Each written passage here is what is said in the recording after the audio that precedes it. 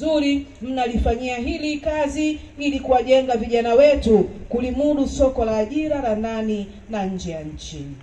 Na kwa kutambua umuhimu huo, serikali imeanzisha programu mbalimbali za kukuza ujuzi ili kuwawezesha wananchi hususani wenye ujuzi wa chini kupata ujuzi na umahiri unaohitajika katika soko la ajira. Hili St. Anthony mmelifanyia kazi. Hongera sister.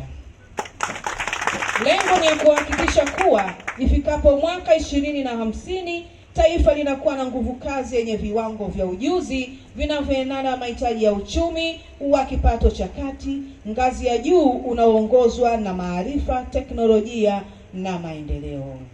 Ndugu wageni waalikwa na washiriki wa mafunzo, katika kufanikisha azma hiyo, serikali kupitia ofisi ya Waziri Mkuu, Kazi, Ajira na Mahusiano inaendelea kutekeleza programu ya taifa ya kukuza ujuzi. Programu hii inalenga kuongeza idadi ya Watanzania wenye ujuzi stahiki ili waweze kujiajiri, kuajiriwa ndani na nje ya nchi, pamoja na kupunguza pengo la ujuzi katika soko la ajira. Na naomba niwaambie nyinyi mtakuwa mabalozi na mfano wa kuigwa. Baada ya miaka kama 10 Tanzania haitaagiza tena wataalamu kutoka nje, kwa sababu wataalamu ni nyinyi mko hapa. Na kwa kusema hayo, utekelezaji wa programu hii unafanyika kwa ushirikiano kati ya serikali na sekta binafsi kupitia mfumo wa ubia wa sekta ya umma na binafsi, yaani PPP, kwa lengo la kuharakisha maendeleo ya kijamii na kiuchumi. Ndugu wageni waalikwa, mafunzo ya kukuza ujuzi kwa njia ya wanagenzi yaliyo chini ya programu hii ni miongoni mwa mikakati muhimu inayotumiwa na serikali kuandaa nguvu kazi yenye ujuzi unaohitajika na waajiri. Mfumo huu unamwezesha mwanagenzi kutumia takribani 40% ya muda wake kujifunza nadharia na 60% au zaidi kupata uzoefu wa vitendo mahali pa kazi. Mafunzo haya huongeza tija, huimarisha uwezo wa washiriki kukidhi mahitaji ya soko la ajira na huchangia ukuaji wa uchumi wa taifa, kwa sababu taifa ama dunia inahitaji ujuzi zaidi, inahitaji kuona mikono yako inafanya nini ili kuleta matokeo, ili kuumba kitu, na nyinyi mko vizuri. Mafunzo hutolewa kwa muda wa miezi minane kupitia vyuo vya elimu ya ufundi na ufundi stadi vya umma na binafsi. Kabla ya kuanza kwa mafunzo, ofisi ya Waziri Mkuu, Kazi, Ajira na Mahusiano hutoa tangazo la kuvitaarifu vyuo vinavyotaka kushiriki katika programu hii, ambapo baada ya mchakato wa tathmini na uchaguzi wa vyuo vinavyokidhi vigezo, vijana hupewa fursa ya kuomba kozi na vyuo wanavyovipendelea kulingana na maeneo wanayoishi. Kabla ya kuripoti vyuoni kuanza mafunzo, serikali hugharamia ada ya mafunzo haya kwa 100% kama ambavyo nyinyi mmegharamiwa 100%. Na katika awamu hii ya 8 ya mafunzo ya wanagenzi, serikali imeendelea kuboresha mazingira ya kujifunzia kwa kuongeza huduma stahiki kwa wanagenzi. Miongoni mwa maboresho hayo ni kuwapatia bima ya afya wanagenzi 5746 ili kuwawezesha kupata huduma za matibabu wanapopata changamoto za kiafya wakati wa mafunzo.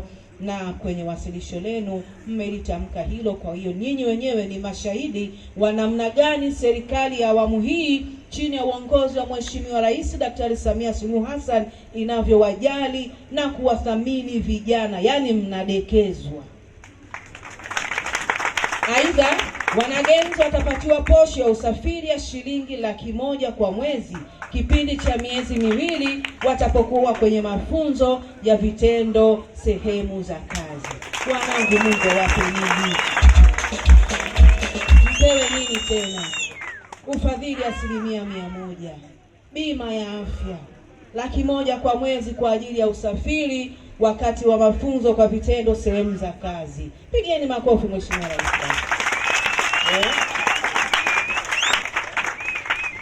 Mnachotakiwa kuwa wazalendo. Hiyo ndio shukrani pekee ambayo Mheshimiwa Rais anataka kuiona kutoka kwenu. Muwe wazalendo, muwe mabalozi wa kuinenea mema serikali, wa kumwongelea mema Mheshimiwa Rais kwa mambo ambayo nyinyi ni mashahidi. Nyinyi ndiye mfano wa kuigwa. Yaani mfano tunaweza tukasema, wewe simama, ongelea serikali yako, Mheshimiwa Rais anakufanyia nini? Unacho cha kuongea. Bila kuambiwa ongea, unacho. Nani ambaye hana cha kuongea? Hakuna. Kila mtu anacho chema na kizuri kuongelea serikali yake. Na watuma mkawe mabalozi.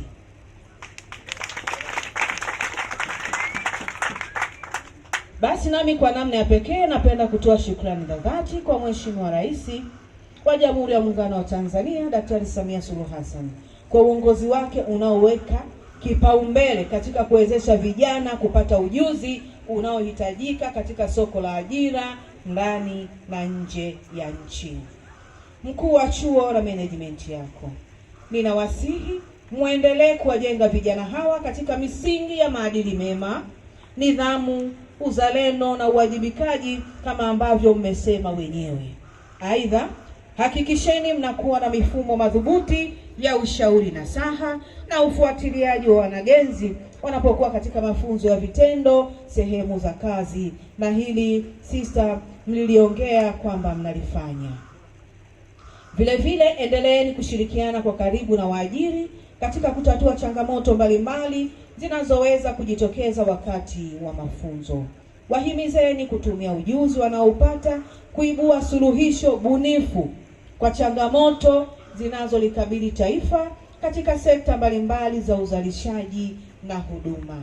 Hayo ndiyo matokeo halisi tunayotarajia kutoka katika uwekezaji huu wa serikali. Na Mheshimiwa Rais anataka kuona matokeo. Anapotoa maelekezo au mawazo yafanyiwe kazi, ni matokeo anatarajia kuwaona. Tunaomba mkaoneshe matokeo. Hatutaki maneno, tunataka kazi. Tunataka watu kazi. Mandonga anajiita mtu kazi, na nyinyi nawaita watu kazi. Tuone matokeo ya kazi. Ndugu washiriki wa mafunzo, wageni waalikwa na viongozi wote, katika mwaka wa fedha 2025-2026 serikali imewezesha jumla ya vijana 5746 kushiriki mafunzo ya kukuza ujuzi kwa njia ya wanagenzi kupitia vyuo 46 vilivyopo katika mikoa 25 nchini. Katika vyuo hivyo 29 ni vya serikali na 17 ni vya binafsi. Mkoa wa Mara unashiriki kupitia vyuo viwili ambavyo ni chuo cha mafunzo Musoma utalii na chuo cha ufundi stadi St. Anthony hapa tulipo. Ingawa mkoa wa Mara una vyuo vingi vinavyoweza kutoa mafunzo haya, chuo cha ufundi stadi St. Anthony kimeendelea kupata nafasi ya kushiriki katika utekelezaji wa programu hii kutokana na uwezo wake wa kukidhi vigezo vilivyowekwa.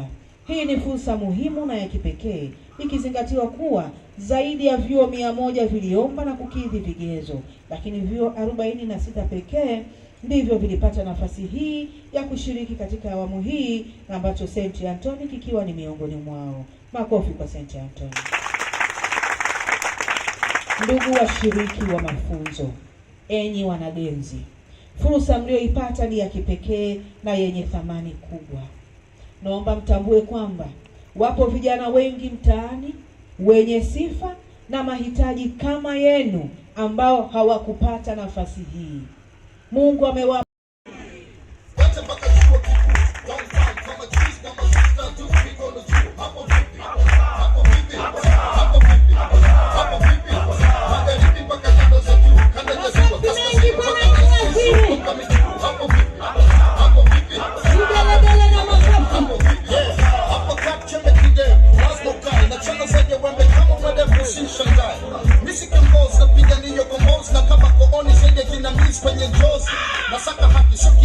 pongezi nyingi sana kwa mheshimiwa